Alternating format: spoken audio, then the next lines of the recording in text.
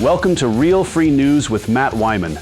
Today, we begin with the opening statement, a summary of today's release, followed by topical and select Redux reports, and concluding with a chapter from the Citadel Code. Stay tuned in for the next half hour because it's about to get real, free news. The most durable barrier to accountability for the harms of the COVID response is collective complicity, a bond formed through widespread participation and described as being cemented in COVID blood.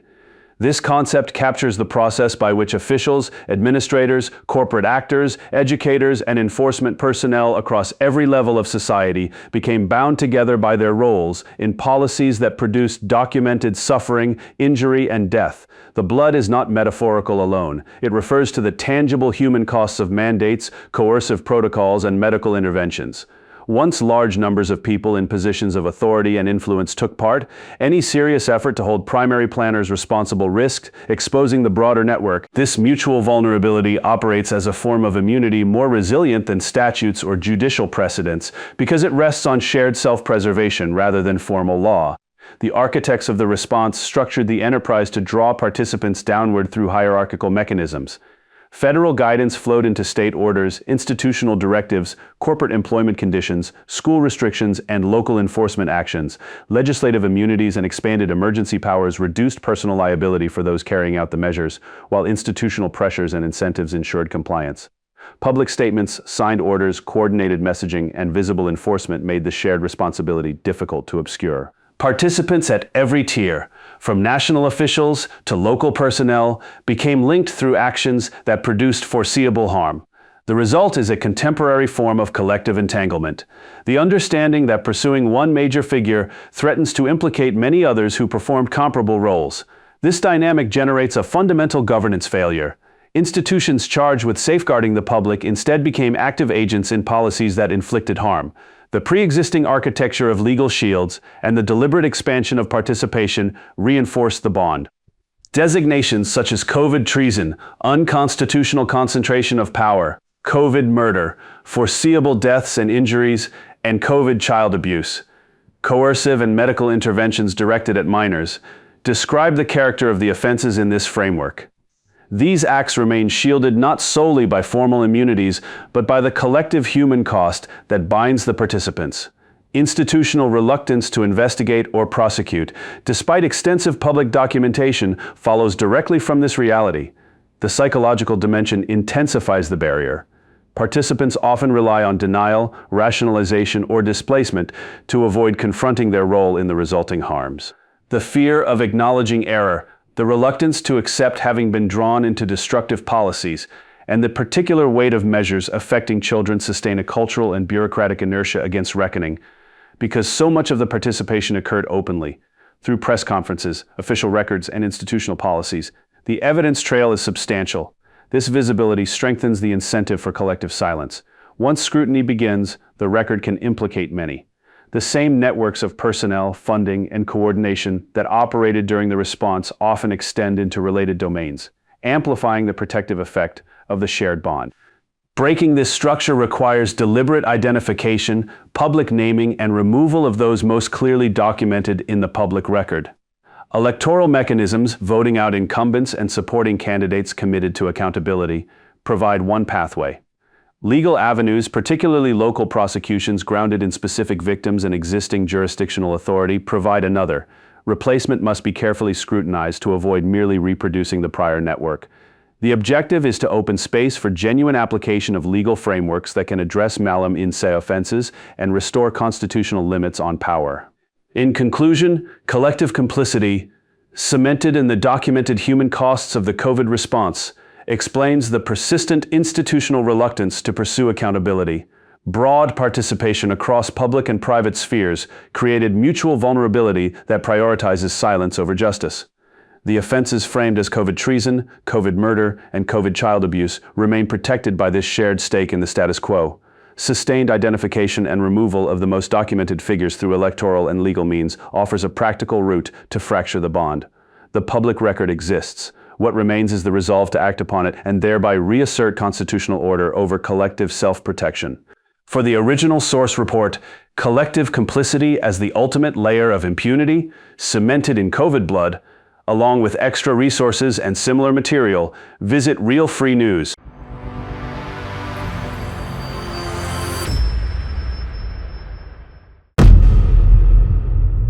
The structural contradictions and operational entropy of the American legal and governance system. The American system of laws and governance has developed into a complex, self-perpetuating structure marked by persistent contradictions, layered accumulations, and selective application. Statutes multiply through incremental amendments and vague drafting rather than systematic reform, creating an expansive body of rules that often contains internal inconsistencies.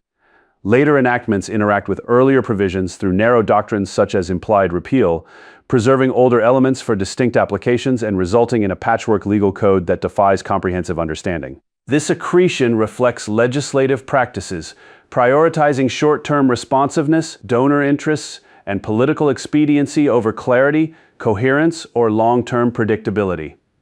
Omnibus legislation and reactive lawmaking further embed obscurity, bundling high-profile measures with obscure riders and special interest provisions that expand regulatory reach without broad scrutiny.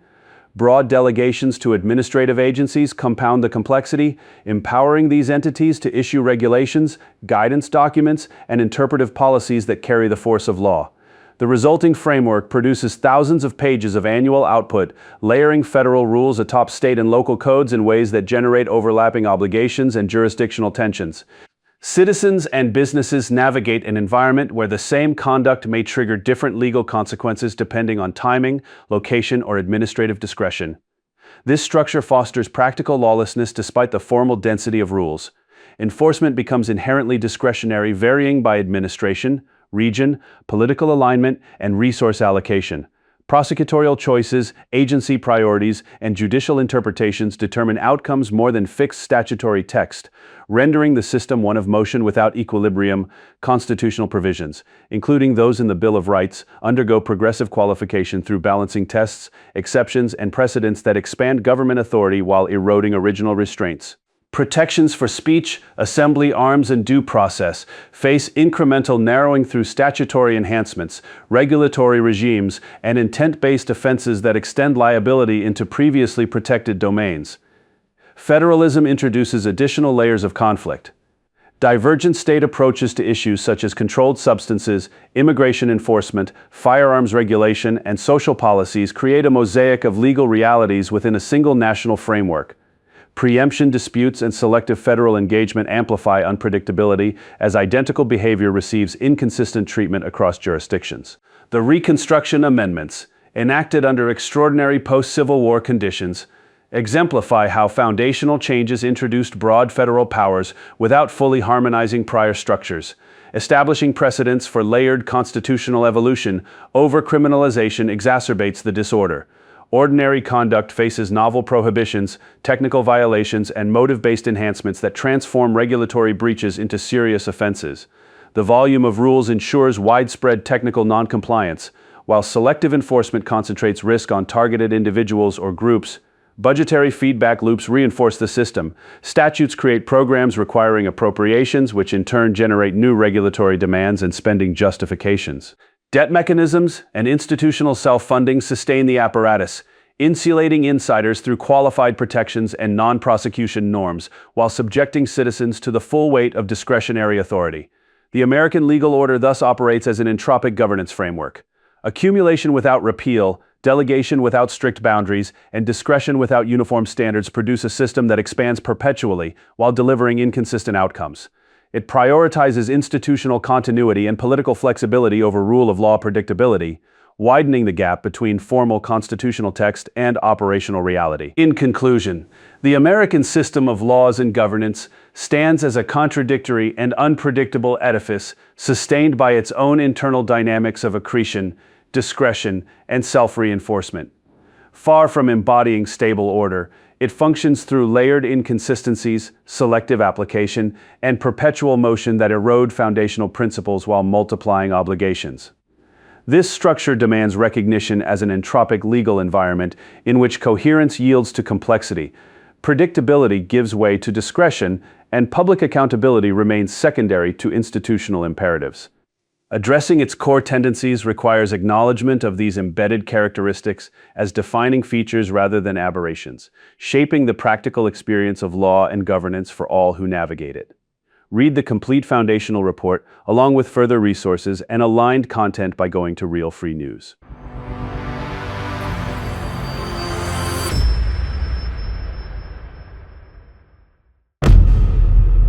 The American judiciary has constructed an extensive, self-generated body of rules, policies, and procedures that operate independently of legislative statutes or executive directives. Through successive decisions and precedent, courts have developed doctrines governing jurisdiction, remedies, evidence, standing, abstention, and immunities. These frameworks function with the binding force of law, shaping legal outcomes across the system while remaining insulated from direct oversight by the other branches. This independent architecture allows judicial standards to fill statutory gaps, interpret legislation, and constrain executive action according to internally defined criteria, establishing the judiciary as the ultimate arbiter of its own procedural and substantive domain. Historically, this development traces through incremental assertions of authority, beginning with foundational powers of constitutional review and expanding across eras into comprehensive procedural and immunity doctrines. Each generation of rulings has refined and broadened these standards through internal processes without requirement for legislative ratification or executive endorsement.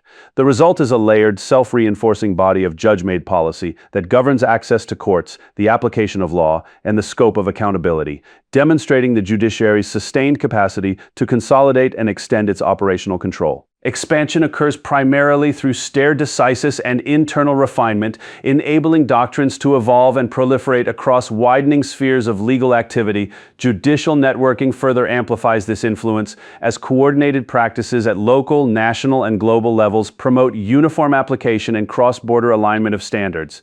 This interconnected system strengthens the judiciary's authority, positioning its self-developed rules as authoritative reference points that permeate diverse jurisdictions and legal environments. Other branches have facilitated this growth through adherence to separation of powers and checks and balances, deferring to judicial autonomy, and integrating court-generated frameworks into their own operations. In practice, legislative and executive actors leverage these rules, such as standing requirements, immunities, and procedural doctrines, to advance policy objectives while diffusing responsibility. This dynamic enables manipulation, strategic abuse, and interbranch collusion, transforming judicial standards into instruments that extend beyond adjudication into effective governance. The judiciary's self-serving escalation compounds these effects as rules expand to protect institutional interests, enhance discretion, and limit external constraints.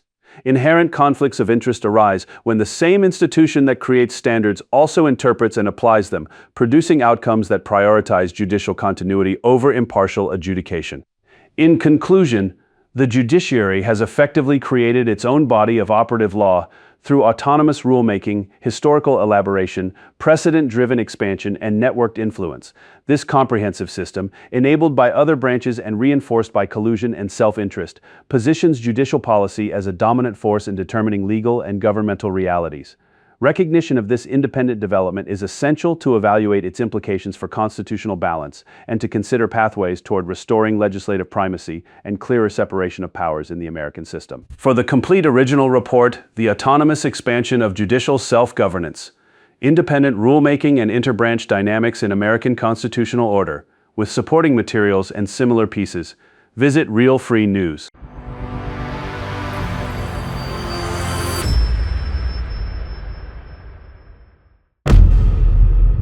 The GOI Law and the Architecture of Targeted Legal Frameworks in American Governance.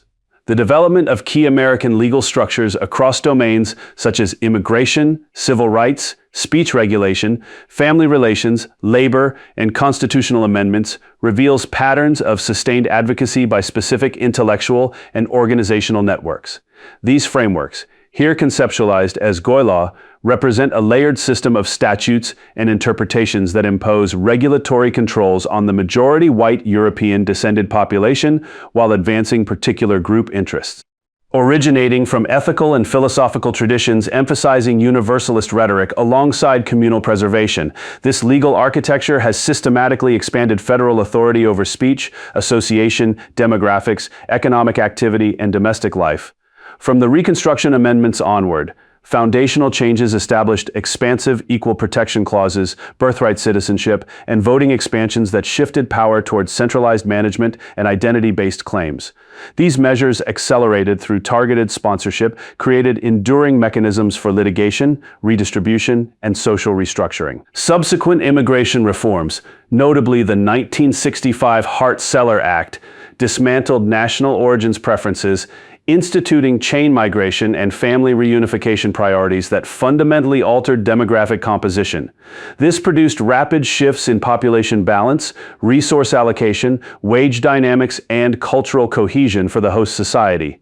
Civil rights and anti-discrimination statutes, shaped through drafting and lobbying at key centers of reform, embedded disparate impact doctrines, affirmative action, and bureaucratic enforcement that constrained voluntary association, merit-based selection, and freedom of contract. These laws regulate employment, housing, and social interaction under banners of equality, resulting in managed diversity outcomes that limit natural preferences within the majority population.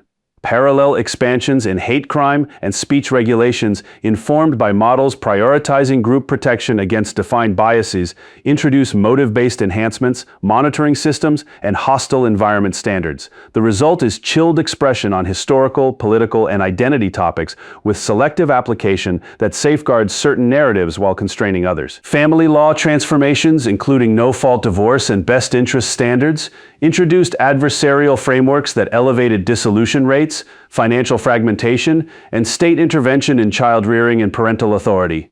Labor and employment statutes, rooted in early organizing efforts and ethical mandates on wages and conditions, imposed hour limits, minimum standards, and collective bargaining structures that restrict individual contracts and economic autonomy.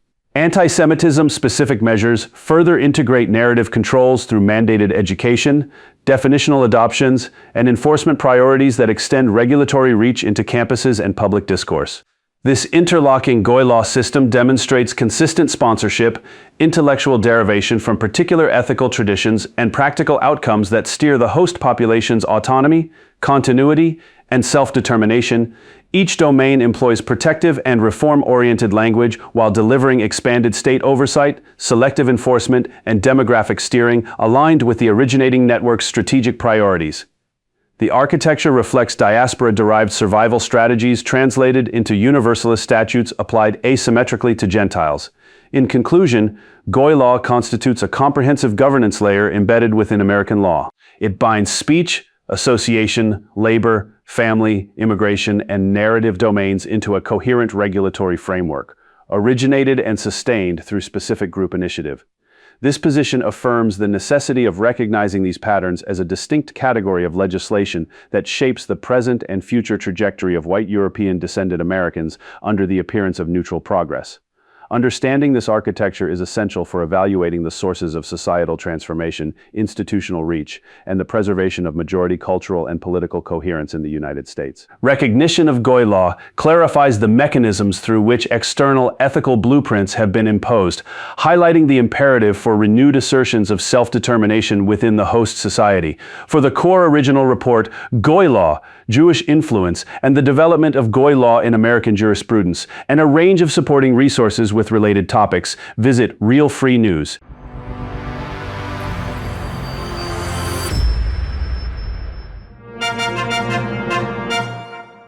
The Citadel Code, The Philosophy of the Medieval Knight and Noble. Chapter 7. Justice, Power in Service of Righteousness. Justice required that strength serve righteousness, never whim or personal gain. In the Citadel's great hall, beneath high timbered roofs and flickering torchlight, the knight and noble weighed evidence and intent with solemn gravity. He punished the guilty to deter wrongdoing, while granting mercy to the truly repentant when justice allowed. He rejected tyranny outright, knowing that an unjust ruler invited the very chaos and disorder he was sworn to oppose. Custom and canon law guided his verdicts. A man's status carried due weight in feudal society, yet it did not override truth or fairness. Justice balanced severity with compassion, ensuring that order endured across the lands under his watch. The knight understood that without justice, the citadel was merely stone and steel, not a beacon of civilized rule worthy of loyalty and defense. This virtue stood at the heart of chivalric philosophy, because power without justice quickly descended into oppression. Ramon Lull, in his influential book of the Order of Chivalry, made clear that knights existed to uphold and defend justice. Just as judges had the duty to render verdicts, knights had the responsibility to protect those judges from violence and to enforce righteous outcomes with the sword when necessary. The knight's blade, often forged in the shape of a cross, symbolized this dual edge, one side for mercy, the other for righteous force. Lull taught that chivalry must restore justice and truth through both love and fear, charity to instruct the willing, and stern correction for the wicked. Without this balance, society collapsed into cruelty, injury, disloyalty, and falseness. In the practical world of the medieval citadel, justice was administered daily in the Great Hall, the administrative and social heart of the stronghold. This vast chamber, with its central hearth, raised dais for the lord or his representative, and long tables for retainers, served multiple purposes: feasts and council by night, hearings and judgments by day, petitioners, peasants wronged by bandits, vassals disputing land boundaries, merchants cheated in trade, or families seeking redress for injury, approached the knight with deference. He listened carefully, questioning witnesses, examining oaths sworn on relics or the Gospels, and consulting local custom or written charters. Status mattered. A noble's word carried heavier weight than a serf's in many cases, reflecting the hierarchical order of feudal society. Yet truth remained paramount. A knight who favored the powerful unjustly risked losing honor and the loyalty of those he governed. Feudal justice drew from multiple sources. Customary law, rooted in long-standing local traditions and Germanic precedents, handled most everyday matters such as theft, assault, property disputes, and breaches of service obligations. Canon law, drawn from Gratian's decretum and church teachings, influenced cases involving marriage, inheritance, oaths, and moral offenses, especially where the church held overlapping authority. Royal or higher feudal courts might intervene in serious crimes or appeals. But within his own citadel and lands, the knight often acted as the primary dispenser of justice. He balanced these systems to maintain peace. Punishments fit the crime and the offender's station. Fines or restitution for lesser wrongs. Corporal penalties or imprisonment for graver offenses. And in extreme cases, such as treason or repeated banditry, execution to protect the community. Mercy tempered severity. A first-time offender showing genuine remorse might receive a lighter sentence or pardon, reinforcing the knight's image as a fair but firm ruler. Historical figures embodied this ideal in practice.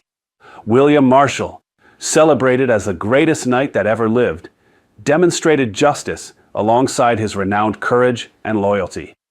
As Regent of England during the minority of Henry III, Marshall navigated civil war and French invasion with a commitment to lawful order.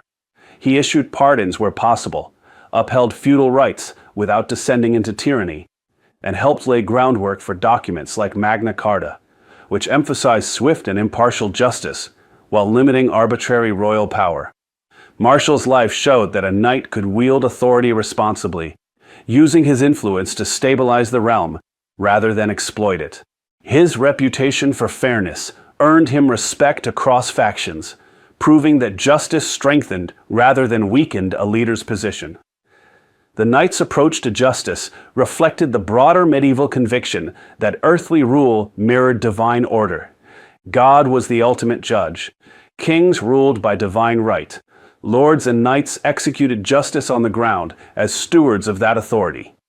Neglecting this duty invited divine displeasure and earthly disorder, raids, rebellions, or loss of vassal loyalty.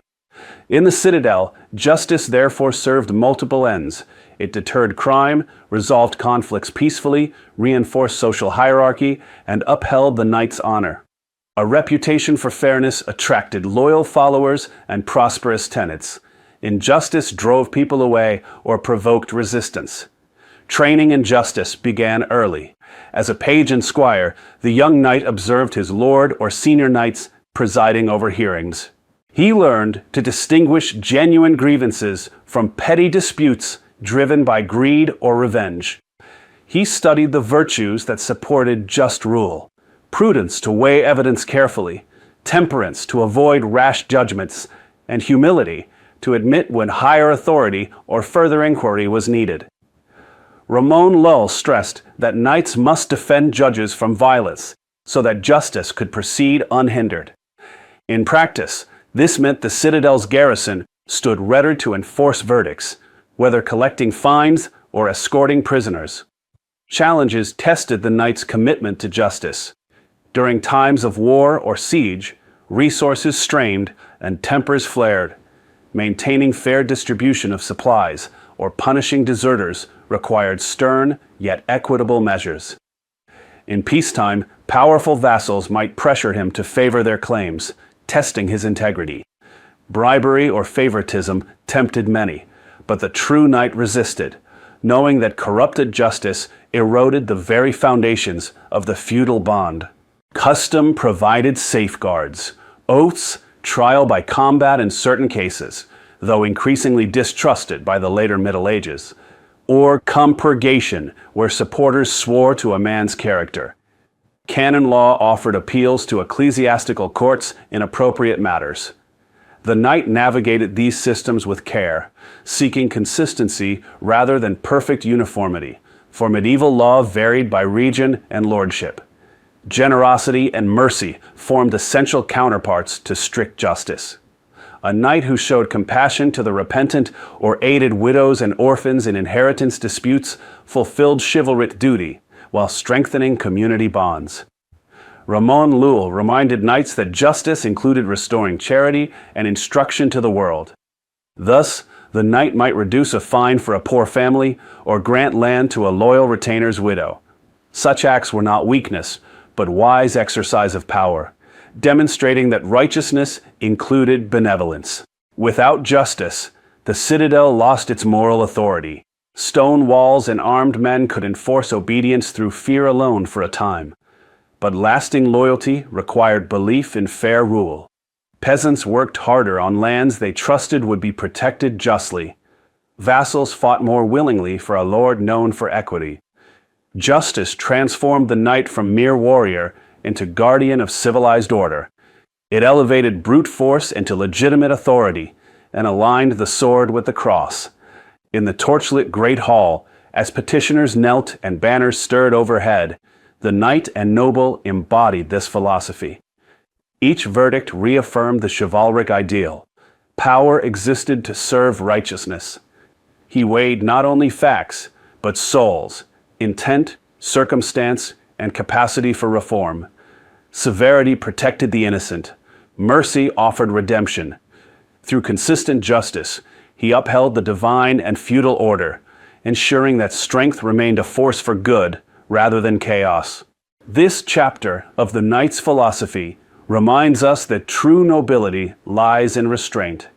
The armed elite of medieval Europe faced constant temptation to abuse their power.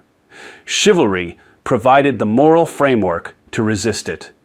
Justice, balanced with the other virtues, honor, loyalty, courage, piety, and defense of the weak, created stable realms amid an often violent age. In the citadel, where wind whistled through arrow slits and the weight of responsibility pressed upon armored shoulders, the knight strove daily to make power righteous. In doing so, he fulfilled the highest calling of his order, to defend not only bodies, but the very idea of lawful, ordered society under God.